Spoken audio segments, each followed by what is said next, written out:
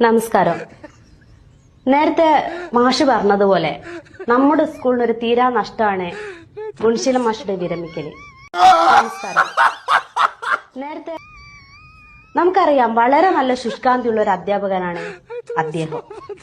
ഒരിക്കലും സ്കൂളിന്റെ ഓട് പൊട്ടിയപ്പോ കോരിച്ചെരിയുന്ന മഴ പോലും കൂസാതെ പൊട്ടിയ ഓട് മാറ്റാൻ വേണ്ടി കയറിയപ്പോഴാണ് ഞാൻ ഗുണശീലൻ മാഷുടെ ശുഷ്കാന്തി ആദ്യമായിട്ട് കാണുന്നത്.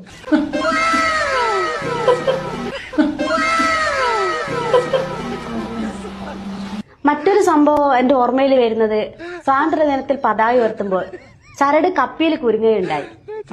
അതിസാഹസികമായി കൊടിമരത്തിൽ വലിഞ്ഞു കയറി അതിന്റെ കുരുക്കയക്കുമ്പോഴാണ് ഗുണശീലൻ മാഷുടെ ശുഷ്കാന്തി പ്രത്യേകം എന്റെ ശ്രദ്ധയിൽപ്പെടുന്നത്.